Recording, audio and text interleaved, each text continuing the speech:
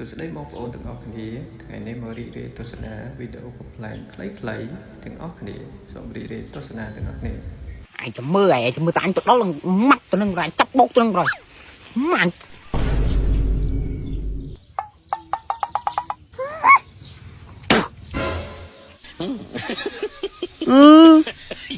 មិនចោលយេញ៉ាំអត់ការងារធ្វើហីមិនបានថ្ងៃកាត់តរូបថ្ងៃដាក់រូបអញចឹង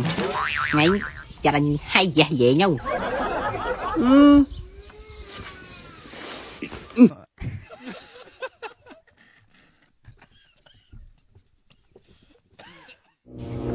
ង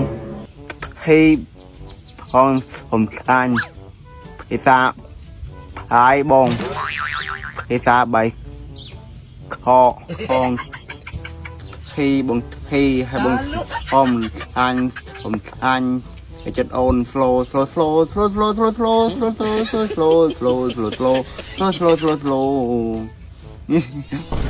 អាយ៉ា slow ឥឡូវចេះមានស្នេហាមានអីទៀតណាបើបាទចេះបាទធំថាចៃអញគ្នាយូរហើយអើហើយស្រឡាញ់គ្នានឹងស្រឡាញ់កូនណាណៃនោះហើយឈ្មោះអីគេអូហើយបងហីយាយអាធីមួយនៅចុងភូមិយើងហ្នឹងម៉ែបាទ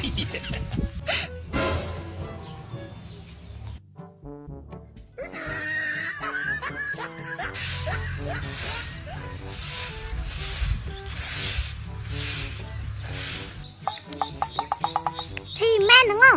ហើយធ្វើអីគេហ្នឹងនេះពងបោះស្រាមទិញយាយហើយមិនមកបោសនឹងស្រះកដាលព្រៃហ្នឹងមិនទៅបោសមកផ្ទះទៅនេះខ្ញុំមកបោសផ្ទះឲ្យអង្កែបន្តិចវាស្រាំច្រើនពេកប្រហែលថ្ងៃនេះកូនវាចេះតែក្តៅខ្លួនក្តៅអីចឹងណាវាស្រាំច្រើនហ៎វាមេរោគច្រើនចឹងទៅខ្ញុំមកបោសឲ្យវាស្អាតណែយាយសួរមួយមកហើយតាក់តងគ្នាពីអង្កាលតាក់តងគ្នាអីយាយគឺមិនដឹងទៀតឥឡូវគេល្បីឡើងពេញភូមិអីហ្នឹងណា